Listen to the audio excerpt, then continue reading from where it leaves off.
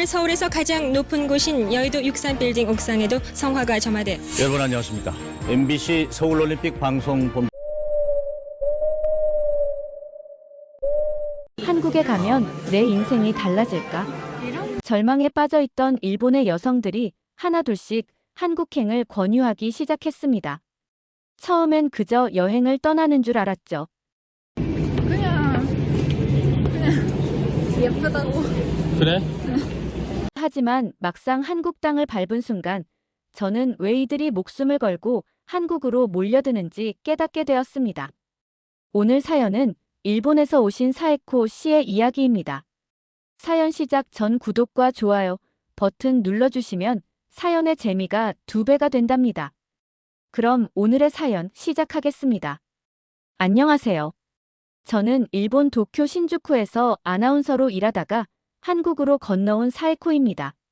올해 34살이고 지금은 서울의 한 방송국에서 일본어 통역 코디네이터로 일하고 있습니다.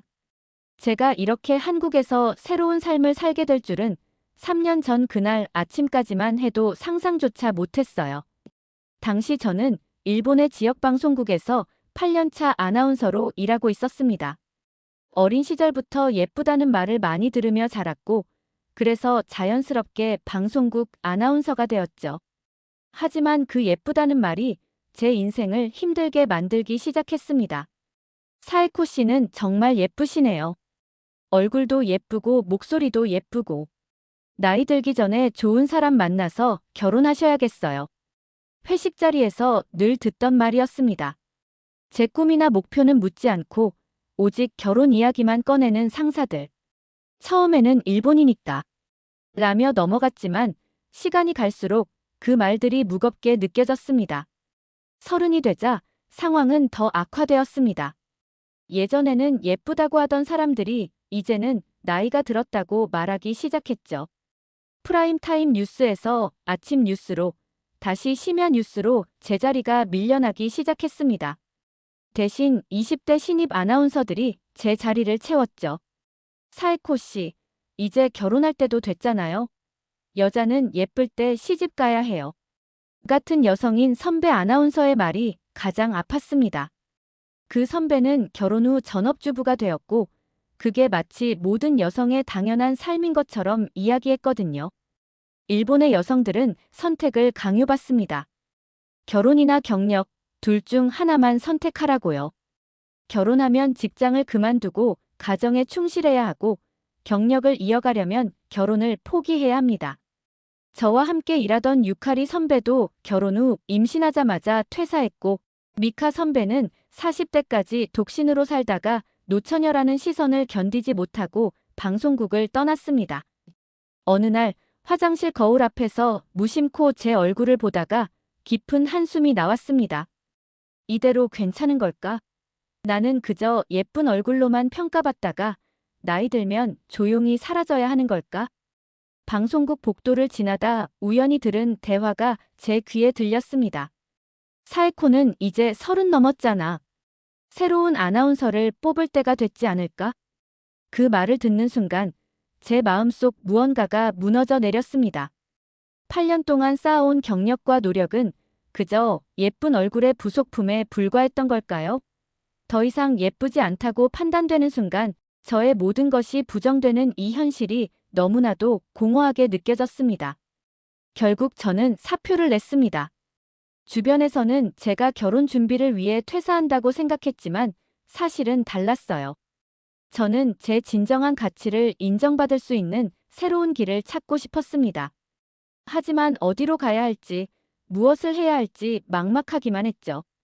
그렇게 방황하던 어느 회색빛 도쿄의 오후, 한 카페에서 우연히 들은 대화가 제 인생을 완전히 바꿔놓게 될 줄은 몰랐습니다. 도쿄의 작은 카페에서 우연히 들은 대화는 마치 운명처럼 느껴졌습니다. 매일 습관처럼 들르던 카페였지만 그날은 유독 한산했어요. 창가 자리에 앉아 무심코 커피를 마시는데 뒷자리에서 들려오는 대화가 제 귀를 사로잡았습니다. 사에코가 한국에서 완전히 새 삶을 시작했다는 거 알아? 지금은 서울의 한 방송국에서 PD로 일하고 있대. 처음에는 제 이름이 거론되어 귀가 솔깃했지만 곧 다른 사에코라는 걸 알았습니다. 하지만 그들의 대화는 계속해서 저를 끌어당겼어요. 정말 어떻게 그렇게 됐대? 한국에서는 나이나 결혼 여부와 상관없이 실력으로만 평가받는데 여성이라고 차별하지 않고 오히려 능력 있는 여성을 더 인정해준다고 하더라고. 사에코는 지금 너무 행복하대. 한국 남자랑 결혼도 했는데 남편이 집안일도 분담하고 아내의 커리어도 전적으로 지지해준대. 그 말을 듣는 순간 제 심장이 빠르게 뛰기 시작했습니다. 일본에서는 상상도 못했던 이야기였거든요. 여성이 결혼 후에도 자신의 꿈을 펼칠 수 있다니 마치 동화 같았죠. 그날 밤 저는 한국 드라마를 찾아보기 시작했습니다. 넷플릭스에서 우연히 본 드라마 속 여성들은 제가 알던 세상과는 너무나 달랐어요. 30대, 40대 여성들이 당당하게 자신의 커리어를 이어가고 결혼 후에도 자신의 일을 계속하는 모습이 신선했습니다. 여보, 당신 꿈을 응원할게요. 우리 같이 노력해보자고요. 드라마 속 한국 남자의 대사가 제 마음을 울렸습니다. 용기를 내어 한국어 학원에 등록했습니다. 처음에는 안녕하세요도 제대로 발음하지 못했지만 하루하루 배워가는 즐거움이 컸어요. 학원 선생님은 제가 방송인 출신이라는 걸 알고는 한국 방송계에 대해 많은 조언을 해주셨습니다. 한국에서는 여성 아나운서들이 40대, 50대가 되어도 당당히 프라임 타임을 진행해요. 실력만 있다면 기회는 얼마든지 있답니다.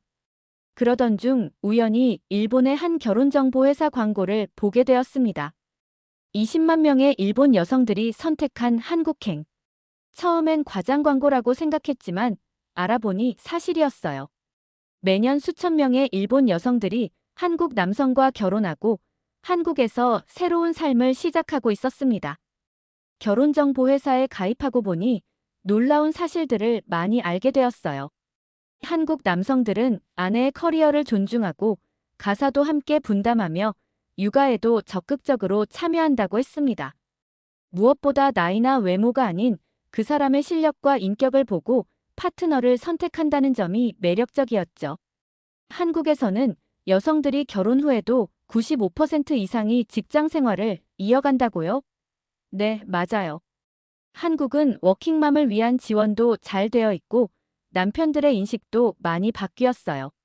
상담사의 말에 저는 깊은 감동을 받았습니다. 이것이 제가 그토록 찾던 답이었을까요? 더 이상 예쁜 얼굴이나 결혼 정년기 같은 말에 구속되지 않고 진정한 제 자신으로 살 수 있는 곳. 그렇게 저는 한국행을 결심했습니다. 단순한 도전이 아닌 제 인생을 완전히 바꿀 수 있는 기회라고 생각했거든요. 그리고 그 결정은 제 인생에서 가장 잘한 선택이 되었습니다. 한국어 공부를 시작하고 3개월 결혼정보회사에 등록하고 첫 매칭을 받았습니다. 상대는 서울의 한 방송국에서 PD로 일하는 김준호 씨였어요. 처음에는 화상 미팅으로 만났는데 그의 첫마디가 아직도 생생합니다. 사에코 씨, 정말 대단하시네요. 일본 방송국에서 8년이나 일하셨다고요? 그런 경험이 한국에서도 분명 큰 자산이 될 거예요. 처음 듣는 말이었습니다. 지금까지 일본에서는 제 경력을 그저 예쁜 여자가 카메라 앞에 서 있었던 시간 정도로만 여겼거든요. 하지만 준호 씨는 달랐어요. 제 경험과 능력을 진지하게 평가해 주었고 한국 방송계에서의 가능성까지 이야기해 주었습니다. 2주 후 준호 씨가 일본으로 왔습니다. 도쿄의 한 카페에서 처음 만난 그는 화상으로 봤을 때보다 더 따뜻한 인상이었어요. 무엇보다 놀라웠던 건 제가 말할 때마다 진지하게 경청하는 모습이었습니다. 혹시 불편하신 건 없으세요? 일본어로 대화하는 게 편하시다면 제가 통역 앱을 써도 좋아요. 작은 배려에서도 진심이 느껴졌습니다. 일본 남성들의 데이트는 보통 형식적이고 사무적인 경우가 많았는데 준호 씨는 달랐어요. 제 이야기에 공감하고 때로는 진지한 조언도 해주었죠. 일본에서 겪으신 일들이 많이 힘드셨겠어요. 하지만 그런 경험이 있었기에 지금의 사에코 씨가 될 수 있었다고 생각해요. 한국에서라면 분명 새로운 기회가 있을 거예요. 데이트를 거듭할수록 준호 씨의 진면목을 알게 되었습니다. 그는 자신의 일에 진정한 열정을 가진 사람이었어요. 시청자들에게 좋은 프로그램을 만들어 보여주겠다는 사명감으로 가득했죠. 동시에 일과 삶의 균형도 중요하게 여기는 사람이었습니다. 주말에는 가족과 시간을 보내는 게 제 원칙이에요. 일도 중요하지만 사랑하는 사람과의 시간이 더 소중하니까요. 특히 인상 깊었던 건 제가 한국 방송계에 도전하고 싶다는 말을 했을 때의 반응이었습니다. 정말 좋은 생각이에요. 제가 아는 선배님들 중에도 외국인 PD가 있어요. 사에코 씨라면 충분히 가능할 거예요. 제가 도움이 될 수 있다면 최선을 다해 돕고 싶습니다. 결정적인 순간은 어느 비 오는 날이었어요. 우산을 준비하지 못한 제게 자신의 우산을 씌워주며 자기는 비를 맞고 걸었죠. 작은 행동이었지만 그 순간 이 사람이구나 하는 확신이 들었습니다. 하지만 준호 씨의 진정한 가치는 그의 부모님을 만났을 때 더욱 분명해졌습니다. 그의 부모님은 아들의 국제 결혼을 걱정하시면서도 저를 한 인간으로 존중해 주셨어요. 사에코 씨, 우리 아들이 좋은 사람을 만났네요. 앞으로 힘든 일도 많겠지만 서로 의지하면서 잘 이겨내길 바랄게요. 준호 씨의 어머니가 해주신 이 말은 제가 한국행을 결심하는데 큰 용기를 주었습니다. 이제 저는 알았어요. 진정한 사랑은 국적이나 문화의 차이를 뛰어넘을 수 있다는 것을요. 오래 교제하던 준호 씨와 결혼을 결심했지만 가장 큰 산이 기다리고 있었습니다. 바로 양가 부모님의 동의를 얻는 일이었죠. 특히 저희 아버지는 처음 들으셨을 때 크게 화를 내셨어요. 한국 남자라고? 내가 미쳤구나. 거기 가서 무슨 고생을 할 생각이야? 우리 사에코가 왜 이렇게 됐니? 아버지의 반응은 예상했지만 이렇게 강경하실 줄은 몰랐습니다. 어머니는 말없이 한숨만 쉬셨고 며칠 동안 집안 분위기는 얼어붙었죠. 나중에 알고 보니 우리 할아버지가 젊으셨을 때 한국에서 안 좋은 경험이 있으셨다고 해요. 하지만 더 어려운 상황은 준호 씨 댁에 있었습니다. 특히 준호 씨의 할머니가 극구 반대하셨어요. 일본 여자는 안 돼. 내 할아버지가 얼마나 고생하셨는지 알아. 그 사람들이 우리에게 한 일을. 준호 씨의 할아버지는 강제징용으로 일본에 끌려가 고초를 겪으셨다고 합니다. 그 아픔이 지금까지도 할머니의 마음에 깊이 남아 있었던 거죠. 하지만 저는 포기하지 않았습니다. 매주 주말마다 준호 씨 할머니를 찾아뵈었어요. 처음에는 말씀도 없으셨지만 제가 직접 만든 일본 가정식을 가져다 드리고 성심성의껏 말씀을 들어드렸죠. 할머니, 저는 과거의 잘못을 부정하지 않아요. 하지만 저와 준호는 새로운 미래를 만들어가고 싶습니다. 할머니의 아픔을 이해하고 그런 일이 다시는 없도록 하는 것이 저희 세대의 책임이라고 생각해요. 서툰 한국어로 진심을 전하려 노력했습니다. 3개월이 지났을까요? 어느 날 할머니께서 제 손을 잡으시더니 눈물을 흘리셨어요. 내가 매주 찾아와서 이렇게 늙은이의 말을 들어주니 이제 알겠다. 너는 다르구나. 우리 준호가 좋은 사람 만났어. 할머니의 허락을 받고 나자 다른 가족들의 마음도 조금씩 열리기 시작했습니다. 준호 씨의 어머니는 제게 한국 요리를 가르쳐 주시겠다고 하셨고 아버지는 묵묵히 저희의 결혼 준비를 도와주셨어요. 우리 부모님도 변화하셨습니다. 준호 씨가 일본어를 배워가며 정성껏 대화하려 노력하는 모습, 제 꿈을 존중하고 지지해주는 모습을 보시고는 조금씩 마음을 열어주셨어요. 사에코야, 내가 그렇게 좋은 사람을 만났다면 엄마도 이제 믿어줄게. 어머니의 그 말씀에 저는 참았던 눈물을 쏟고 말았습니다. 양가 부모님의 걱정은 당연했어요.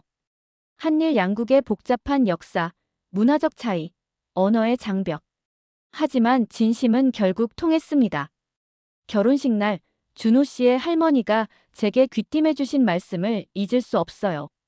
사에코야, 내가 우리 가족이 되어주어서 고마워. 너희 둘이 앞으로 만들어갈 새로운 역사. 할머니가 늘 응원할게.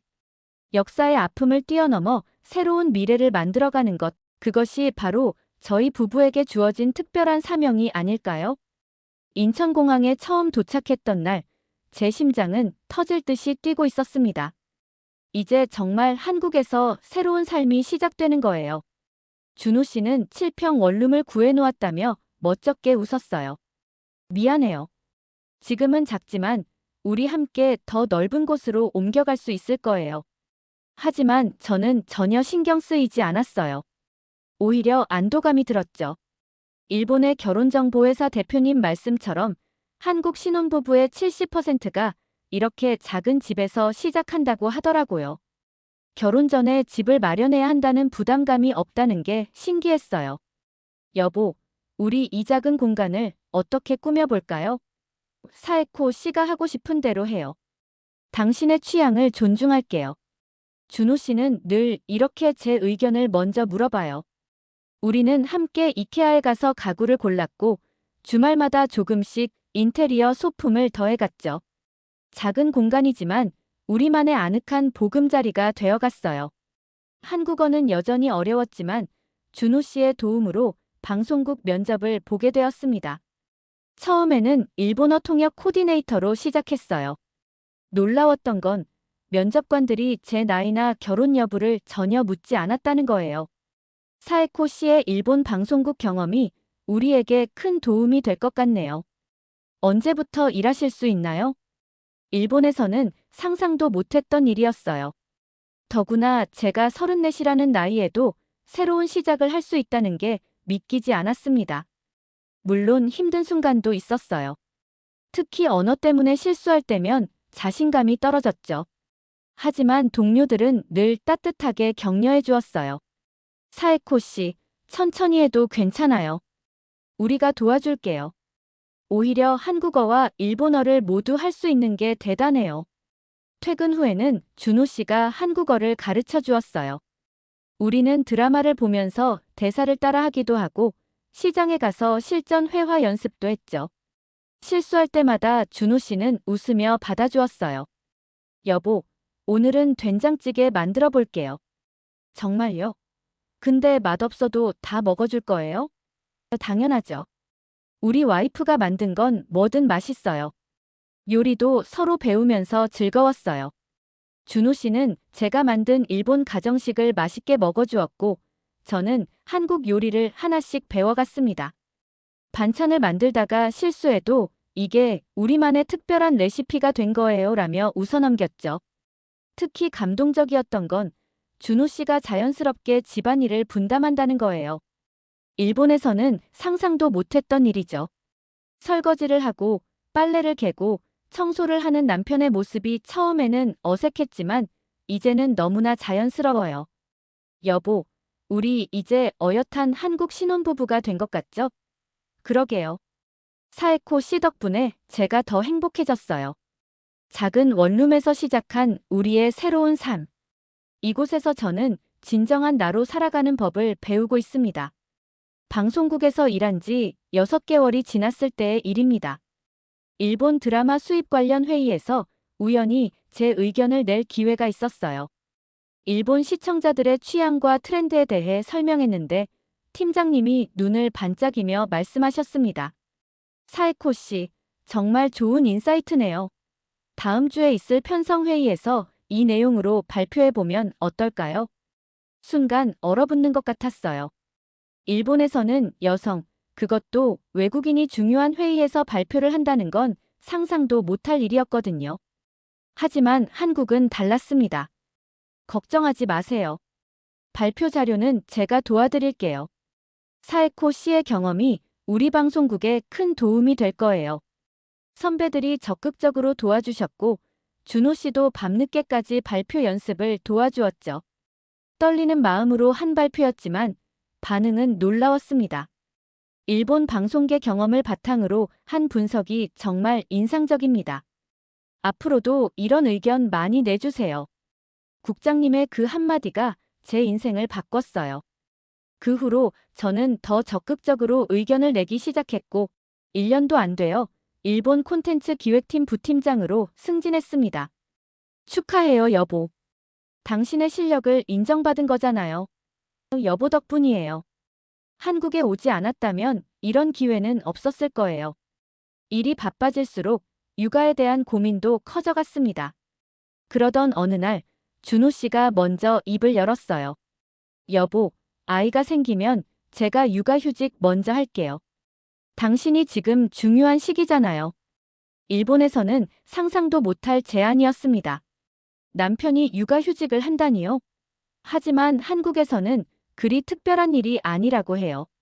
실제로 저희 팀의 남성 선배도 육아휴직을 다녀왔다고 하더라고요. 한국은 일과 가정의 균형을 중요하게 생각해요. 특히 맞벌이 부부를 위한 제도가 잘 되어 있죠. 팀장님의 말씀처럼 회사에는 육아기 근로시간 단축 제도도 있고 사내 어린이집도 있었어요. 여성이 출산 후에도 경력을 이어갈 수 있도록 배려하는 문화가 정착되어 있었죠. 얼마 전에는 제가 기획한 한일 합작 드라마가 좋은 평가를 받아 상도 받았어요. 시상식장에서 소감을 말할 때 저는 울컥했습니다. 이런 기회를 준 한국에 감사드립니다. 여성이라는 이유로, 나이가 많다는 이유로 포기할 뻔했던 제 꿈을 이곳에서 이룰 수 있었어요. 시상식이 끝나고 준호 씨가 꽃다발을 들고 기다리고 있었어요. 그의 눈에도 자랑스러운 눈물이 고여 있었죠. 여보가 이뤄낸 거예요. 앞으로도 더 멋진 일들을 해낼 수 있을 거예요. 이제 저는 알아요. 진정한 성공은 나이나 성별이 아닌 실력과 열정으로 이뤄낼 수 있다는 것을요. 그리고 그것을 가능하게 해준 건 바로 한국이었습니다. 34세 나이에 시작한 한국에서의 삶이 어느덧 3년이 되어갑니다. 얼마 전 도쿄에서 오랜만에 연락이 온 친구를 만났어요. 신주쿠의 한 카페에서 그녀는 제 이야기를 들으며 눈물을 흘렸습니다. 사에코, 너 정말 행복해 보여. 나는 아직도 매일 야근하면서 결혼 압박에 시달리고 있는데 너는 정말 용감했구나. 그때 깨달았어요. 제가 얼마나 큰 변화를 겪었는지를. 이제는 더 이상 나이를 걱정하지 않아도 되고 결혼했다고 경력을 포기할 필요도 없어요. 한국에서는 35세 저도 45세 선배들도 당당히 자신의 꿈을 펼치고 있으니까요. 여보, 나 요즘 너무 행복해요. 왜요? 특별한 일 있어요? 그냥요. 이렇게 있는 그대로의 나로 살 수 있어서요. 7평 원룸은 이제 15평 아파트가 되었지만 우리의 행복은 집의 크기와는 관계없었어요. 준호 씨는 여전히 제 일상의 작은 순간순간을 함께 나누며 서로의 성장을 응원합니다. 결혼정보회사 대표님 말씀처럼 20만 명의 일본 여성들이 한국 남성을 선택한 이유를 이제는 완전히 이해할 수 있어요. 이건 단순한 한류나 K-팝의 영향이 아닙니다. 여성의 커리어를 존중하고 집안일을 함께하며 서로의 꿈을 지지해주는 문화. 이런 것들이 진정한 이유였던 거죠. 최근에는 제가 일본 여성들을 위한 강연도 하고 있어요. 한국에서 찾은 새로운 삶이라는 주제로요. 강연장에는 항상 수많은 여성들이 찾아옵니다. 나이 때문에, 성별 때문에 포기하지 마세요. 여러분의 꿈을 존중해주는 곳이 분명 있어요. 저에게는 그곳이 한국이었습니다. 준호 씨의 할머니는 이제 저를 친손녀처럼 아끼십니다. 지난 추석에는 이런 말씀을 해주셨어요. 사에코야, 내가 우리 가문에 들어온 건 축복이야. 너 같은 며느리를 얻어서 얼마나 감사한지 몰라. 역사의 아픔을 뛰어넘어 서로를 이해하고 사랑하게 된 우리 가족의 이야기는 어쩌면 한일 양국의 새로운 미래를 보여주는 작은 희망인지도 모르겠어요. 얼마 전 기쁜 소식도 있었습니다.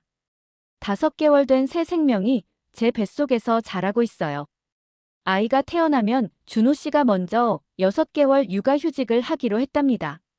우리 아이는 두 나라의 문화를 모두 가진 특별한 아이가 될 거예요. 이제 저는 한국의 며느리이자 방송국 PD이자 곧 엄마가 됩니다. 하지만 그 어떤 역할도 저의 정체성을 제한하지 않아요. 그저 제가 선택한 삶을 살아갈 뿐이죠. 이것이 제가 찾은 진정한 행복입니다. 나이도 성별도 국적도 넘어선 진정한 나로 사는 것. 한국은 제게 그런 자유를 선물해 주었습니다. 여보, 우리 참 잘 살고 있죠? 네, 정말 행복해요. 앞으로도 계속 이렇게요. 강남 거리를 걸으며 나누는 이 작은 대화가 지금 제가 누리고 있는 모든 행복을 담고 있는 것 같아요. 지난주 도쿄에서 한 통의 편지가 왔습니다. 제가 방송국 아나운서 시절 후배였던 마유미가 보낸 거예요. 편지 내용을 읽으며 저는 다시 한번 제 선택이 옳았음을 깨달았습니다. 사에코 선배가 그때 용기 내서 한국으로 떠나지 않았다면 저도 이런 결심을 하지 못했을 것 같아요. 이제 저도 한국에서 새로운 삶을 시작하려고 해요. 결혼정보회사에 등록했는데 벌써 좋은 분을 만났어요. 그분은 제가 기자의 꿈을 포기하지 않았으면 좋겠다고 하더라고요. 일본에서는 상상도 못할 일이죠. 이제 저도 선배처럼 새로운 도전을 해보려고 해요. 마유미의 편지를 읽으며 3년 전 제 모습이 떠올랐어요.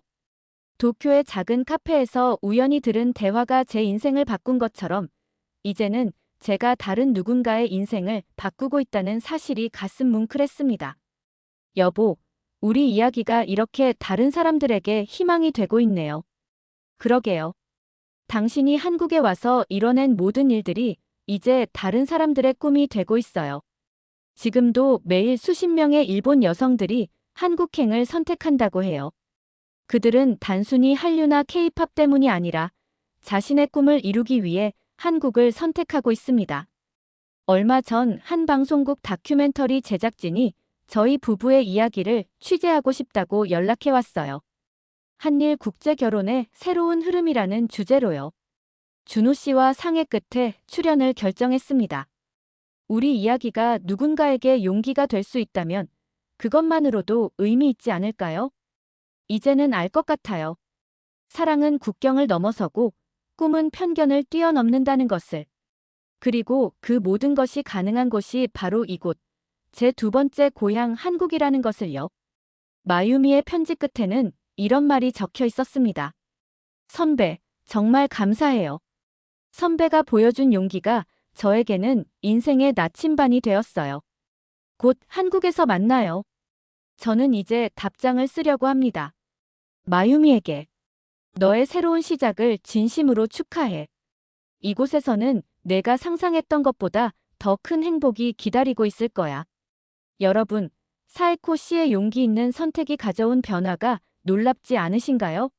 이제는 매년 수만 명의 일본 여성들이 한국에서 새로운 삶을 꿈꾸고 있다고 합니다. 그들에게 한국은 단순한 동경의 대상이 아닌 인생의 두 번째 기회가 되고 있는 것 같네요. 사에코 씨의 이야기처럼 여러분의 감동적인 사연도 저희 채널에서 기다리고 있습니다.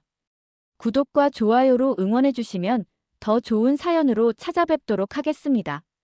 오늘도 긴 영상 시청해주셔서 감사합니다. 더 따뜻한 하루 보내시길 바라며 다음 영상에서 만나요. 사람에 있어서 알츠하이머라고 하는 질병을 유발하는 유전자를 지닌 치매 복제 돼지를 생산하였는데 이 돼지를 이용해서 현재 치료제를 개발 중에 있습니다. 앞서 그 송아지를 탄생시켰 우리나라의 제주 흑돼지가 천연기념물 제550호라는 사실을 아셨나요? 물론 식용으로 먹는 흑돼지와 천연기념물로 보존되는 흑돼지는 다릅니다. 의미는 우리가 줄기세포를 이용해서 세포치료제를 할 수 있는 원천 기술을 확보했다고 하는 측면에서 매우 의미가 큽니다. 네. 또한 14년을 살다가 노령으로 해서 도축된 제주흑우. 이 제주흑우는 검은 모색을 가지고 있는 제주에만 서식하는 한우 5품종 중에 한 품종입니다. 천연기념물 제546으로 등록된 대로 귀중한 토종 자원인데 우수한 유전력을 가진 이 토종 흑우가 14년을 살다가 노령으로 해서 도축되었는데 그 체세포를 채취해서 네. 시소, 시암소를 복제를 하고 이 복제된 동물로부터 송아지를 탄생시켰는데 그 의미는 사후 복제된 동물도 생식 능력을 가지고 있다는 것을 의미를 하고 또 한편으로는 체세포를 온전히 복원하고 있다고만 한다면 멸종위기에 있는 동물들을 언제든지 원하는 시기에 복원, 보존할 수 있는 그런 기술이 확보되었다고 하는 것입니다. 이런 놀라운 한국의 특별한 기술을 따라하기 위해 미국 유명한 대학교에서도 부지런히 연구를 시작 중인데요. 하버드대 식품영양학과 마이클 토머스 교수가 제주 흑돼지를 연구하다 자신의 30년 연구가 도루묵이었다는 사실에 충격을 금치 못했다고 하는데요. 돼지고기의 과학적 진실이라는 자신의 저서로 세계적 권위자가 된 그가 제주의 작은 흑돼지 식당에서 마주한 충격적 진실, 그 이야기의 현장으로 여러분을 초대합니다. 안녕하세요. 저는 하버드대에서 30년간 식품 영양학을 연구해온 교수입니다. 제 인생에서 가장 부끄럽고도 값진 경험을 나누고자 이 글을 씁니다. 2023년 여름, 제 모든 학문적 신념이 한국의 작은 섬에서 완전히 뒤집힌 그 이야기를 들려드리고 싶습니다. 당시 저는 현대인의 식생활과 육류, 섭취에 관한 과학적 분석이라는 주제로 전 세계를 돌며 연구를 진행하고 있었습니다. 30년간의 연구 결과를 집대성한 저의 저서 더 사이언티픽 트루스 어바웃 포크는 이미 세계적 베스트셀러가 되었고 저는 최고의 전문가로 인정받고 있었습니다. 특히 제가 주창한 현대적 사육 방식의 우수성은 전 세계 축산업계의 표준이 되었죠. 그러던 어느 날 서울대학교에서 열린 국제 심포지엄에 초청을 받았습니다. 발표 주제는 아시아 전통 흑돼지의 영양학적 가치였습니다. 솔직히 말씀드리면 처음에는 참석할 생각이 없었습니다. 제가 알기로 전통적인 방식으로 키운 돼지고기가 현대적 사육 방식의 것보다 더 건강에 좋다는 것은 과학적 근거가 없는 낭만적인 환상에 불과했기 때문입니다. 심포지엄장에서 한국 연구진이 발표한 제주 흑돼지의 특별한 영양가와 전통, 사육 방식에 대해 저는 거의 조롱에 가까운 태도로 반박했습니다. 과학적 근거 없는 이야기는 하지 맙시다. 돼지고기의 품질은 현대적 사육시설과 과학적 사료 관리에 의해 결정됩니다. 전통인이 자연인이 하는 것은 마케팅에 불과합니다. 그때 청중석의 한 노교수가 조심스럽게 손을 들었습니다. 80이 넘어 보이는 그분의 눈빛은 이상하게도 확신에 차 있었습니다. 교수님, 제주도에 직접 방문해 보시는 건 어떨까요? 우리의 전통 흑돼지를 직접 보고, 맛보고 연구해 보신다면 분명 새로운 발견이 있으실 겁니다. 저는 비웃듯이 대답했습니다. 좋습니다. 제가 직접 가서 확인해 보죠. 당신들의 특별한 돼지고기가 얼마나 과대평가되었는지 말입니다. 지금 생각하면 그때의 제 태도가 정말 부끄럽습니다. 다음 날 제주행 비행기에서 저는 우연히 흥미로운 대화를 듣게 되었습니다. 옆자리의 영국인 관광객이 자신의 친구에게 흥분된 목소리로 전화하고 있었거든요. 믿을 수 없어. 이런 맛은 처음이야. 완전히 터져나올 것 같은 맛이었다고. 프랑스 최고급 레스토랑보다 훨씬 맛있어. 그는 자신의 휴대폰으로 방금 젖먹었던 제주 흑돼지 사진을 보여주었습니다. 당시에 저는 그저 음식에 대한 주관적인 감상일 뿐이라고 일축했습니다. 하지만 그의 눈빛에서 묻어나는 진정성은 왠지 신경이 쓰였습니다. 공항에서 나와 처음 들른 곳은 50년 전통의 할머니 흑돼지였습니다. 좁은 골목, 낡은 간판, 소박한 외관. 처음에는 그저 평범한 식당이라고 생각했습니다. 실제로 이곳은 제가 평소 연구하던 현대식 돈육 전문점과는 거리가 멀어 보였습니다. 그런데 문을 열자마자 저는 이상한 것을 발견했습니다. 미국의 최고급 레스토랑에서나 볼 수 있는 외국인들이 줄을 서서 기다리고 있었던 거죠. 특히 놀라웠던 것은 그들 대부분이 요리 전문가들이라는 점이었습니다. 교수님, 이게 제주에서만 맛볼 수 있는 진짜 흑돼지예요. 안내를 맡은 한국연구원의 설명에 저는 바로 제 휴대용 성분 분석기를 꺼냈습니다. 할머니 사장님은 흔쾌히 검사를 허락하셨고 오히려 더 많은 샘플을 가져다 주셨습니다. 그리고 그 순간 제 눈을 의심할 수밖에 없었습니다.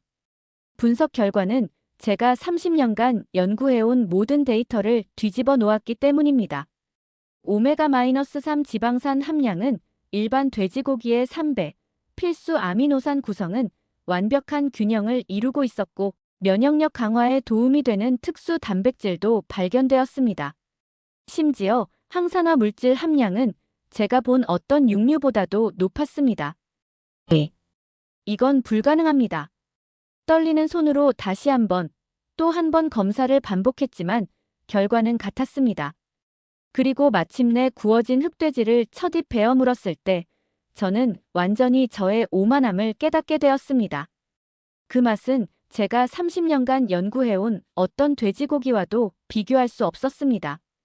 과학적 수치로는 설명할 수 없는 무언가가 있었습니다. 그날 저녁, 저는 제 연구실에 긴 이메일을 보냈습니다. 모든 실험을 처음부터 다시 시작하라.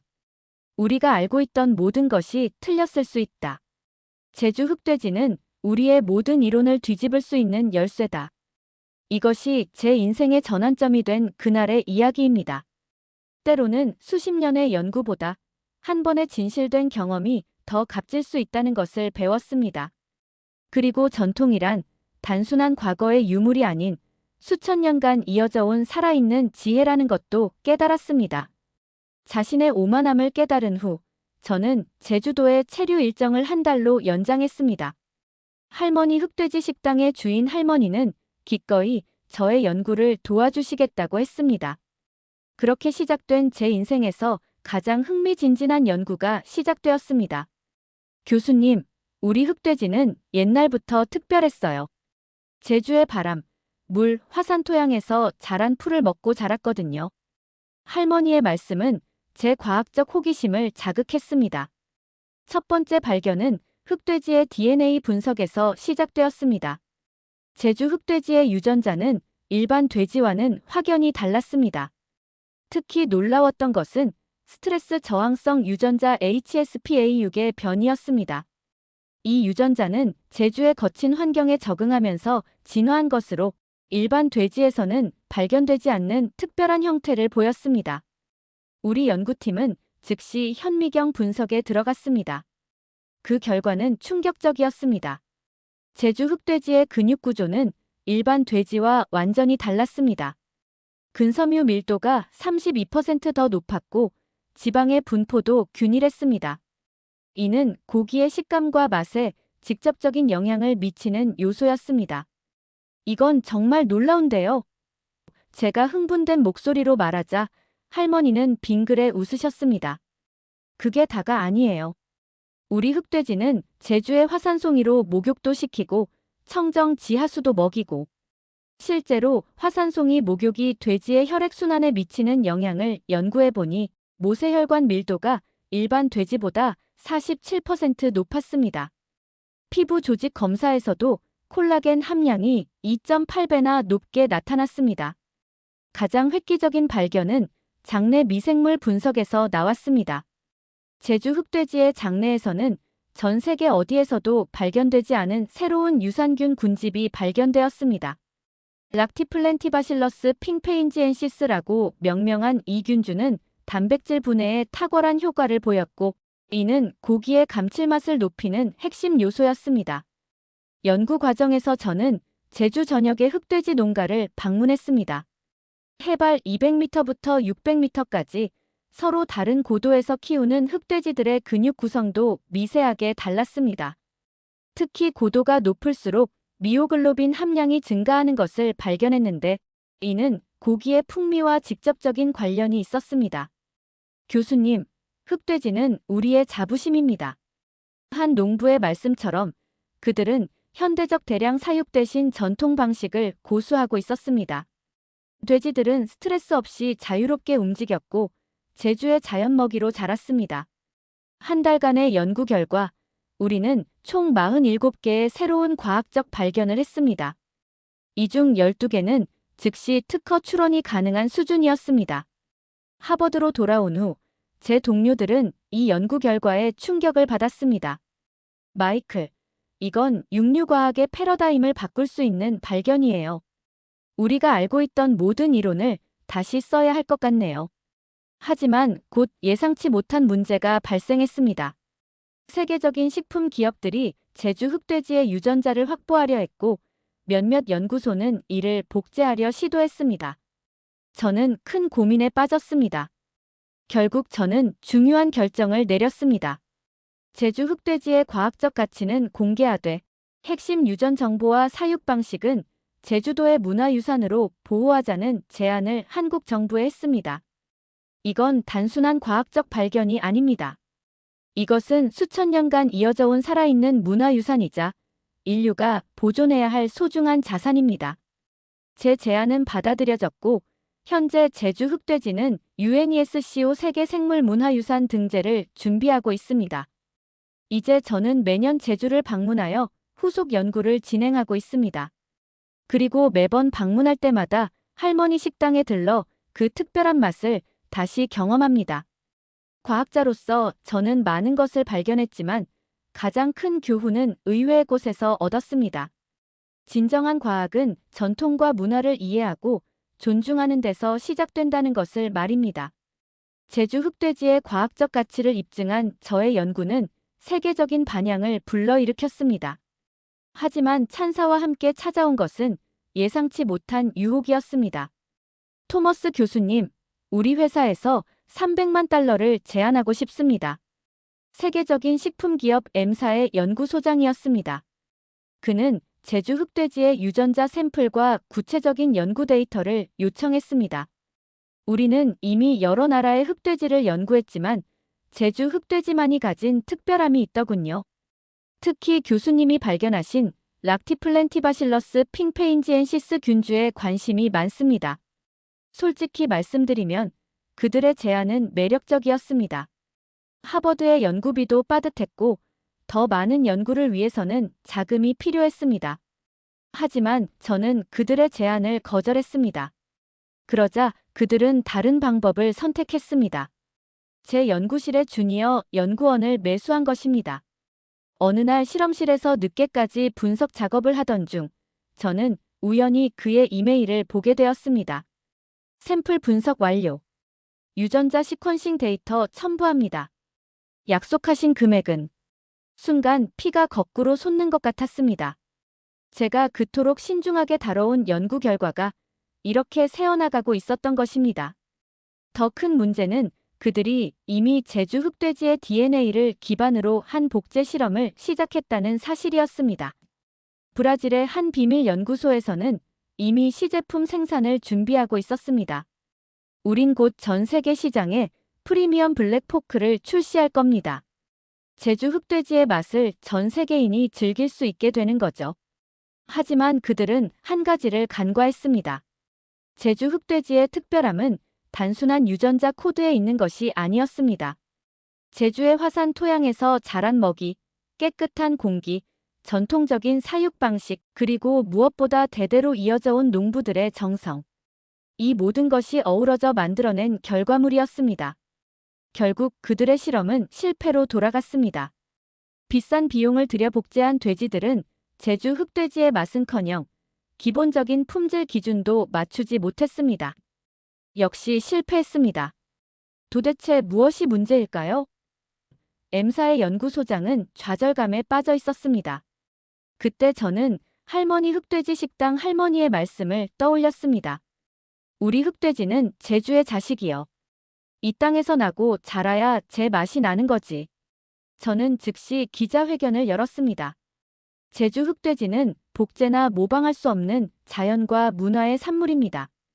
이를 인공적으로 재현하려는 시도는 과학적으로도 윤리적으로도 올바르지 않습니다. 이 발표는 전 세계 식품업계에 큰 파문을 일으켰습니다. 특히 한국의 언론들은 미국 석학이 지킨 우리의 자부심이라는 헤드라인으로 이 소식을 보도했습니다. M사는 결국 실험을 중단했고 제 연구실의 주니어 연구원은 사임했습니다. 더 많은 기업들이 비슷한 제안을 해왔지만 저는 단호하게 거절했습니다. 대신 저는 새로운 연구 방향을 제시했습니다. 우리는 제주 흑돼지를 모방하는 것이 아니라 그들에게서 배워야 합니다. 자연과 조화를 이루는 전통적 축산 방식, 이것이야말로 미래 식품 산업의 방향이 되어야 합니다.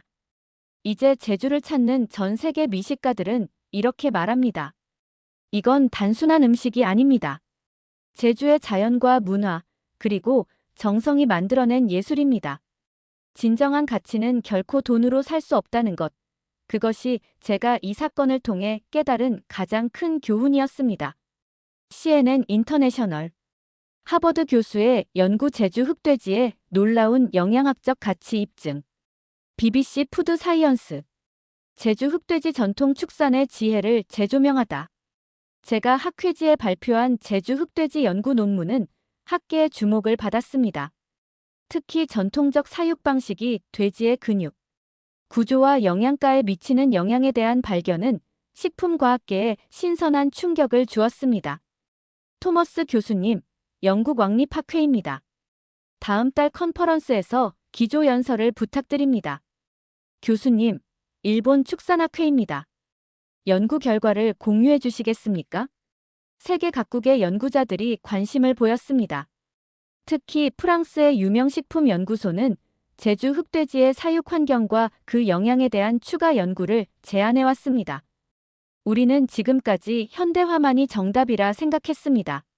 하지만 전통 방식에도 과학적 근거가 있다는 점을 확인하게 되었습니다.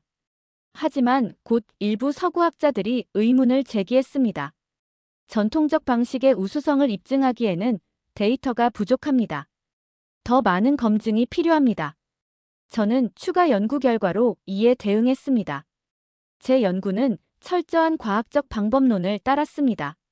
모든 데이터는 검증 가능하며 실험은 반복 가능합니다. 특히 제주 흑돼지의 근육 구조와 지방 분포는 객관적 수치로 입증됩니다. 저널 오브 푸드 사이언스와 미트 사이언스 등 저명한 학술지들이 제 연구를 다루었고, 이는 식품과학계에 새로운 논의를 불러일으켰습니다. 가장 의미 있는 성과는 세계축산학회의 특별상 수상이었습니다.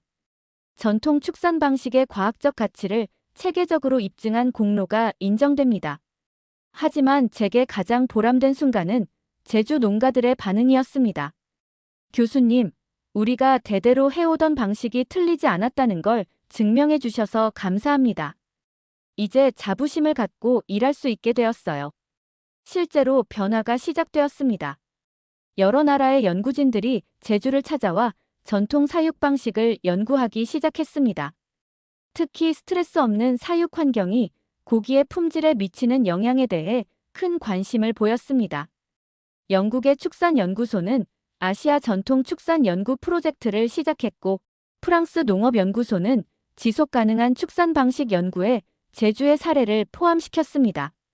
현대과학은 전통의 지혜와 조화를 이루어야 합니다. 이것이 우리가 제주 흑돼지 연구를 통해 배운 가장 중요한 교훈입니다. 제 연구실에는 이제 전 세계에서 학생들이 찾아옵니다. 그들은 모두 제주 흑돼지를 통해 전통과 과학의 조화를 배우고 싶어 합니다. 우리는 겸손한 자세로 전통의 지혜를 연구해야 합니다. 때로는 오랜 세월 축적된 경험이 최신 이론보다 앞설 수 있기 때문입니다. 이것이 제가 최근 학회에서 한 발표의 결론입니다. 제주의 작은 섬에서 시작된 연구가 이제는 전 세계 축산업의 새로운 가능성을 제시하고 있습니다. 저의 제주 흑돼지 연구가 세계적인 주목을 받으면서 예상치 못한 일이 일어났습니다. 세계 최대의 식품 기업들이 제주도로 몰려든 것입니다. 토머스 교수님, 우리는 제주 흑돼지의 맛을 전 세계에 알리고 싶습니다. 프랑스의 유명 식품 기업 대표가 제안했습니다. 대규모 투자로 생산량을 늘리면 더 많은 사람들이 이 훌륭한 맛을 즐길 수 있을 텐데요. 하지만 제주의 농부들은 단호했습니다. 우리 흑돼지는 대량 생산할 수 없습니다. 한 마리 한 마리 정성껏 키워야 제 맛이 나는 거예요. 실제로 제가 연구한 바에 따르면 제주 흑돼지의 특별한 맛은 소규모 전통 농가에서만 재현이 가능했습니다. 대규모 사육장에서는 그들만의 독특한 근육 구조와 지방 분포가 만들어지지 않았습니다. 그러던 어느 날 충격적인 소식이 들려왔습니다. 교수님, 큰일 났습니다. 중국에서 제주식 흑돼지를 판매하기 시작했대요. 확인해보니 일부 기업들이 제주 흑돼지의 이름을 도용해 가짜 제품을 팔고 있었습니다. 심지어 제 연구 결과를 왜곡해서 홍보에 활용하기까지 했습니다. 제주 농가들은 크게 상심했습니다. 우리가 평생 지켜온 자부심인데. 하지만 제주 사람들의 대응은 놀라웠습니다. 그들은 법적 대응 대신 다른 선택을 했습니다. 괜찮습니다. 오히려 그들을 초대하고 싶네요. 와서 보고 배워갔으면 좋겠어요. 우리의 진짜 가치를 알게 될 테니까요. 실제로 제주도는 흑돼지 문화 교류 프로그램을 시작했습니다. 전 세계의 축산 농가들을 초청해 전통 사육 방식을 공유하기 시작한 것입니다. 중국의 모방업체 대표들도 이 프로그램에 참여했습니다. 그들은 제주의 전통 방식을 직접 보고 크게 감동했습니다. 우리가 잘못했습니다. 이런 정성을 모방할 수는 없네요. 이제는 제주 흑돼지의 진정한 가치를 전하는데 힘을 보태고 싶습니다. 이제 그들은 오히려 제주 흑돼지의 홍보대사가 되었습니다. 자신들의 국가에서 제주 흑돼지의 진정한 가치를 알리는 역할을 자처한 것입니다. 할머니 흑돼지 식당의 할머니는 이렇게 말씀하셨습니다. 미움으로는 아무것도 얻을 수 없어요. 우리는 그저 우리의 방식을 지키면서 함께 나누면 되는 거지요. 이 사건을 통해 제주 흑돼지는 더욱 특별한 의미를 갖게 되었습니다. 단순한 음식이 아닌 포용과 나눔의 정신을 보여주는 문화적 상징이 된 것입니다. 전 세계 식품업계는 이제 제주 흑돼지를 지속 가능한 축산의 모범 사례로 연구하고 있습니다. 대량 생산과 이윤 추구가 아닌 전통과 정성을 지키는 것이 진정한 가치라는 것을 배운 것입니다. 할머니의 말씀처럼 때로는 용서와 나눔이 가장 큰 경쟁력이 될 수 있습니다. 제주 흑돼지가 보여준 것은 단순한 맛의 우수성이 아닌 인류가 잊고 있던 소중한 가치였던 것입니다. 이 이야기는 세계 각국의 언론에서도 주목받았습니다. 뉴욕타임즈는 제주도의 지혜 분노 대신 선택한 나눔이라는 제목의 특집 기사를 실었고, BBC는 동아시아의 새로운 외교 흑돼지 문화 교류라는 다큐멘터리를 제작했습니다. 특히 인상적이었던 것은 젊은 세대들의 반응이었습니다. 전 세계의 청년 농부들이 제주를 찾아와 전통 사육 방식을 배우기 시작했습니다. 그들은 단순히 기술을 배우는 것을 넘어 제주 사람들의 철학과 정신을 이해하고자 했습니다. 이곳에서는 돼지들도 행복해 보여요. 농부들의 미소도 진심이고요. 이런 축산이 바로 미래의 모습이 아닐까요? 영국에서 온 한 청년 농부의 말입니다. 현재 제주의 흑돼지 문화 교류 프로그램은 1년 대기자가 있을 정도로 인기를 끌고 있습니다. 참가자들은 3개월간 제주에 머물며 전통 사육 방식을 배우고 제주의 문화를 체험합니다. 프로그램의 성공은 숫자로도 입증되었습니다. 가짜 제주 흑돼지 제품은 시장에서 자연스럽게 사라졌고, 대신 정통 제주 흑돼지의 가치는 더욱 높아졌습니다. 무엇보다 중요한 것은 제주 농가들의 자부심이 더욱 강해졌다는 점입니다. 이제는 자신있게 말할 수 있어요. 우리가 하는 일이 옳다는 것을요. 한 농부의 말씀이 가슴에 깊이 남았습니다. 제주의 이런 포용적인 태도는 국제사회에서도 큰 반향을 일으켰습니다. UNESCO는 제주 흑돼지 사육 문화를 무형문화유산 등재 후보로 검토하기 시작했고, FAO는 지속가능한 축산업의 미래 모델로 제주의 사례를 연구하고 있습니다. 최근에는 더욱 감동적인 소식이 들려왔습니다. 한때 가짜 제품을 만들었던 중국 기업들이 제주도에 사과의 숲을 조성한다고 합니다. 그들은 매년 100그루의 나무를 심어 제주의 환경을 보호하는 데 동참하기로 했습니다. 우리가 배운 것은 단순한 기술이 아닙니다. 자연과 전통을 존중하는 마음, 그리고 용서와 화해의 정신입니다. 중국 기업 대표의 말입니다. 이제 제주 흑돼지는 단순한 먹거리가 아닌 세계인의 마음을 하나로 잇는 문화적 가교가 되었습니다. 그리고 이 모든 것은 제주 사람들의 따뜻한 마음에서 시작되었습니다. 매년 봄이 되면 제주의 흑돼지 농가들은 전 세계에서 온 제자들과 함께 잔치를 엽니다. 그들은 함께 음식을 나누고 서로의 문화를 이해하며 더 나은 미래를 꿈꿉니다. 이것이 바로 제주 흑돼지가 세계에 전하는 진정한 가치입니다. 맛있는 음식 그 이상의 인류애와 지혜의 메시지를 전하고 있는 것입니다. 제주 흑돼지는 이제 세계 식문화의 새로운 기준이 되어가고 있습니다. 제가 처음 발견했던 그 놀라운 맛과 가치는 이제 전 세계 미식가들의 인정을 받고 있습니다. 이보다 더 좋은 게 있을까요?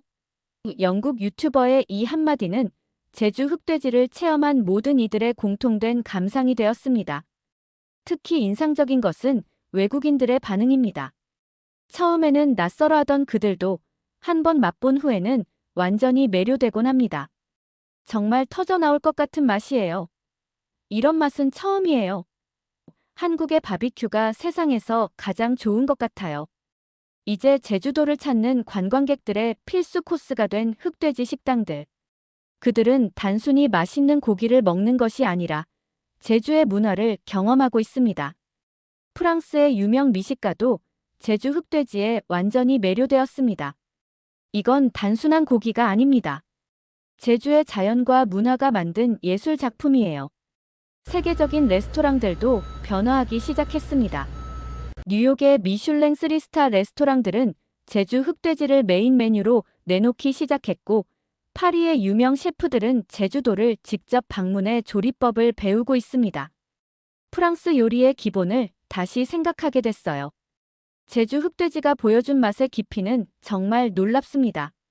하버드로 돌아온 저는 이제 매년 한 학기를 제주에서 보냅니다. 제주 흑돼지 연구는 식품 영양학과의 필수 과정이 되었고, 전 세계에서 학생들이 모여듭니다. 최근에는 더욱 놀라운 발견이 있었습니다. 제주 흑돼지의 단백질 구조가 인체의 면역력 강화에 특별한 효과가 있다는 사실이 밝혀진 것입니다. 이는 현대 의학계에도 새로운 시사점을 제시하고 있습니다. 이제 우리는 음식을 단순한 영양 공급원이 아닌 총체적인 건강관리 시스템으로 봐야 합니다. 제주 흑돼지는 그 완벽한 예시입니다. 전 세계 식품업계도 변화하고 있습니다.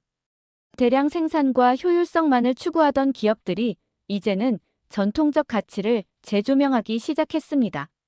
지속 가능성과 전통의 지혜가 미래 식품 산업의 키워드가 될 것입니다. 세계식품산업협회 회장의 말입니다. 제주의 작은 식당에서 시작된 변화는 이제 전 세계로 퍼져나가고 있습니다. 그리고 그 중심에는 여전히 할머니 흑돼지 식당이 있습니다. 손님, 우리 흑돼지는 정성이 첫째로 들어가야 해요. 할머니의 이 말씀은 이제 세계 식품 산업의 새로운 모토가 되었습니다. 전통의 지혜와 현대 과학의 만남, 그리고 그것을 가능하게 한 제주 사람들의 정성. 이것이 바로 제주 흑돼지가 세계를 매료시킨 비결일 것입니다. 이제 제주 흑돼지는 한국을 대표하는 세계적인 음식이 되었습니다. 그리고 저는 이 놀라운 여정의 증인이 된 것을 영광으로 생각합니다. 가끔은 가장 소박한 것에서 가장 위대한 발견이 시작됩니다. 이것이 제가 항상 학생들에게 들려주는 말입니다. 제주 흑돼지는 단순한 음식을 넘어 전통의 가치와 현대의 지혜가 조화를 이룬 완벽한 모델이 되었습니다. 그리고 이 이야기는 계속될 것입니다. 지금까지 하버드대 식품영양학과 마이클 토머스 교수가 레딧에 올린 제주 흑돼지 이야기를 함께 나눠보았습니다. 전 세계 최고의 권위자가 인정한 우리의 자랑스러운 문화유산, 제주 흑돼지. 그것은 단순한 음식이 아닌 우리의 전통과 지혜가 만들어낸 걸작입니다. 첨부된 영상에서 보셨듯이 외국인들은 제주 흑돼지를 맛보고 이보다 더 좋은 게 있을까요? 이런 맛은 처음이에요. 정말 터져나올 것 같은 맛이에요. 라며 감탄을 금치 못했습니다. 이처럼 제주 흑돼지는 이제 전 세계인의 입맛을 사로잡고 있습니다. 특히 주목할 점은 제주 흑돼지가 단순한 맛의 우수성을 넘어 과학적으로도 그 가치를 인정받았다는 것입니다. 토머스 교수의 연구를 통해 제주 흑돼지만의 특별한 영양학적 가치가 입증되었고, 전통 사육 방식의 우수성도 과학적으로 증명되었습니다. 이제 제주 흑돼지는 K푸드를 대표하는 자랑스러운 음식이 되었습니다. 앞으로도 우리는 이 소중한 문화유산을 잘 보존하고 발전시켜 전 세계에 우리 음식 문화의 우수성을 알려나가야 할 것입니다. 우리의 전통이 만들어낸 이 놀라운 맛의 비밀은 앞으로도 계속해서 전 세계 미식가들과 과학자들의 발길을 제주로 이끌 것입니다. 그리고 그 중심에는 언제나 정성과 전통을 지켜온 제주 사람들의 자부심이 있을 것입니다.